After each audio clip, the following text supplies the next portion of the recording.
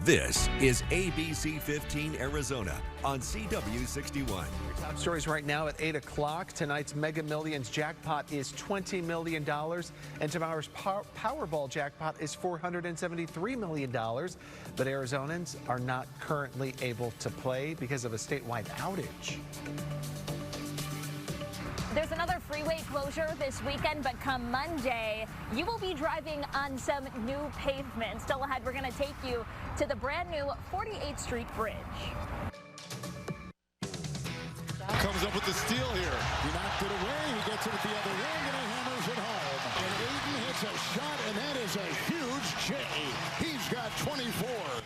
Booyah! The Suns showing up big at Footprint Center last night to pick up a much-needed win over the Nets. And from hot cars to celebrating the Year of the Rabbit, the Valley is really getting ready for a busy couple of weeks, and it all begins this weekend. I mean, jam-packed couple of weeks. I thought you were going to say from hot cars to hot people, because it's really good people watching. Oh, please, do go on. Thanks for joining us. I'm Justin Pizzera, alongside Kaylee O'Kelly. I'm in for Ellison Rodriguez this morning. If you are looking to play the Arizona Lottery this weekend, there is a statewide outage you need to know about. Yeah, this is kind of crazy. Officials say that you cannot play or redeem winnings right now. That includes Powerball, Mega Millions. This all happened after an update yesterday caused their entire system to crash. So they are working to get things back online. So we did just have a $150,000 winner from Wednesday's Powerball drawing in Mesa, and now, well, they have to wait to collect those winnings. Hopefully they don't lose their ticket in the meantime, right? Yeah. Don't even go there. I know. Yeah, don't put those vibes out there, Justin. Sorry for whoever it is. I don't want to jinx you. Okay, Iris. Betty over there. I guess you didn't win, right? Iris, that's a lot of blue in the background. There stuff moving is. behind And you. behind you guys, we've got clear skies, right, over Phoenix. So it's quite a change after we had overnight rain in the valley and a lot of cloud cover. The rain is clearing out. The clouds are too, but the snow continues in the high country, specifically the eastern rim and in the White Mountains as well. Out near Show Low, tracking that snow now, and it's pushing east of Holbrook. Now Springerville will start to get in on some of that snow. And Payson, you've got another round of fresh powder moving your way. Now for the valley, again, clearing things out. This storm system, though, is still pushing through our state. So that's going to keep the chance for some scattered snow showers across the high country in northern Arizona as we go through this afternoon. For the valley, look for clearing conditions and rain chances that are trending down and really clearing out for most of us here. For the high country, this latest storm bringing maybe another 3 to 5 inches of snow. The rest of the day could bring that extra inch before we are clearing things out by tonight. Now the cool air, it's going to stick around too. So even though the valley is already starting to get in on more sunshine, that temperature is only 47 degrees and it's going to stay chilly all day long. The high reaching 56. That's as high as we go today. We'll talk about how cool the weekend stays in just a few minutes. But you know, this rain, the snow causing issues, specifically the snow up north and on the roads is where we're seeing those issues. So our Megan Thompson giving us a look at what's happening there. Hey, Megan. Hey, good morning, Iris. And yeah, we've been working hand in hand here this morning with your issues that you're tracking in that most accurate forecast with that snow coming down, and then I'm seeing how it's impacting our roadways, and it is big time. So the I-40 between milepost 71 and 164, it is closed in both directions. So this is a more than 90-mile stretch of the I-40 between US 93 all the way over to the Williams area. So keep that in mind if you plan on heading out that way. You will not be able to right now because of those weather conditions. And again, the SR 64 between milepost 242 and 265 is closed off in both directions near the Grand Canyon for the same issues. Lots of slowing and even some crashes too in the Sedona and the Flagstaff area. So if you can stay home and enjoy the snow, please do so. Taking you back to the valley, that crash on the I-17 northbound that has cleared for us near Cactus. So things look a lot better when it comes to some of those speeds and those desert drive times. The I-10 from the Loop 303 to the mini stack is about 45 minutes for you as you're heading out the door. That mini stack areas where the 202 Red Mountain, the 10 and the 51 all come together. The I-17 southbound from the 101 to the stack's where the 17 and the 10 meet. That's going to be a 19-minute drive time and 15 minutes on the 51 southbound from the Loop 101 to the mini stack. We also have an update to bring you on a traffic alert. While you were sleeping, a rollover crash shut down the I-17 northbound near Jefferson Street. A woman has died. Another woman hurt in this after DPS says they clipped a truck from behind. They're now investigating if impairment was a factor all those northbound lanes are now open as that investigation does still continue. Today marks 3 years since the first coronavirus case in the United States was detected. It was a man in Washington State. The virus, which would spark a pandemic, was first reported in China on December the 31st, 2019.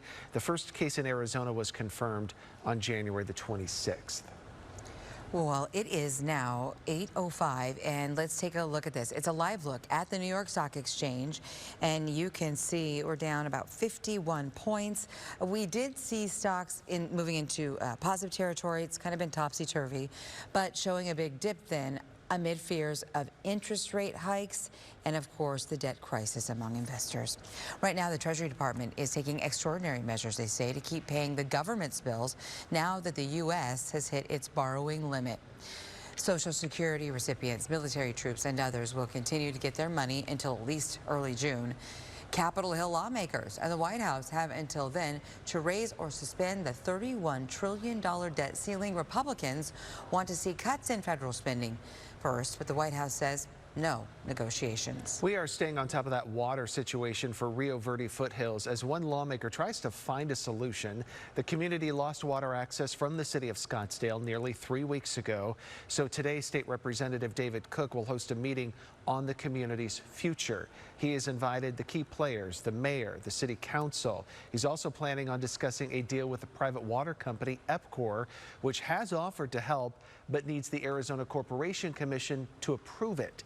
Today's meeting starts in about a half hour at 8:30. You can look for the latest developments at abc15.com. So in the meantime, as that plays out, with the city and state leaders, this is having an unexpected impact on some animals, including a sanctuary that houses 25 donkeys. We're in the news right now, but this is going to be happening all over.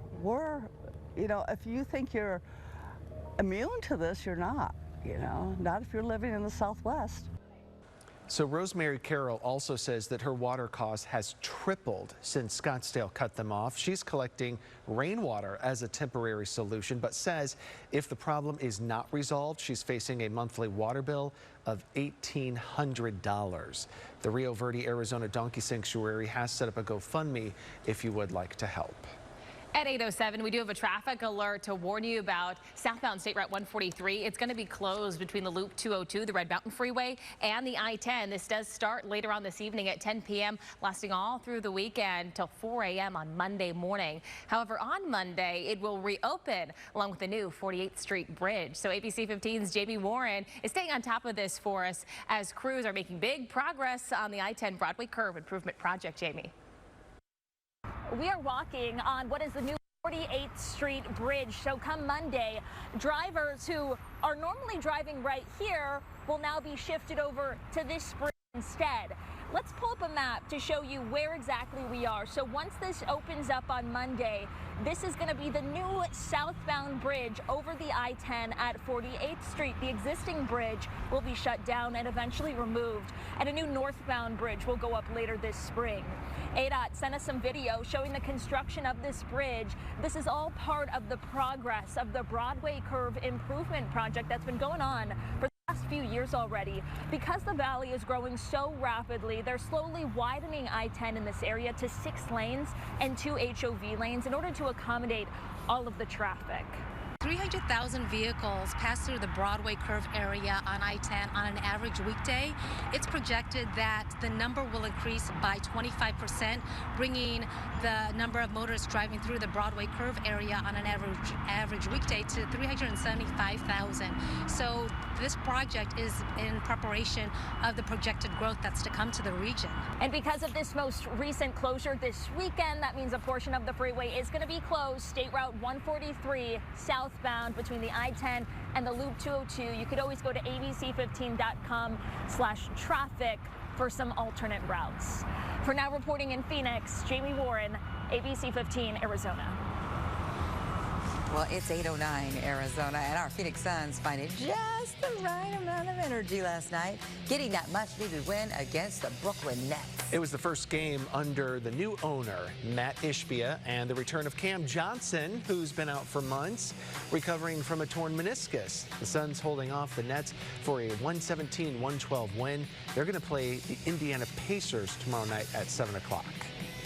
Well, 23 days until the Super Bowl this weekend. The divisional matchups are going to happen. Tomorrow, it's the Jaguars and the Chiefs, the Giants and the Eagles, and then Sunday, the Bengals are going to take on the Bills, and the Cowboys take on the San Francisco 49ers. And all of this is leading up to who will be at State Farm Stadium February the 12th. You can count down to game time with ABC 15. Join us on air and online with stories that's impacting our community. You can find it all at abc15.com/Super Bowl. Well, taking action ahead of the Arizona wildfire season, we're talking about the projects already underway to prevent catastrophic damage. News and entertainment. Follow CW61 Arizona.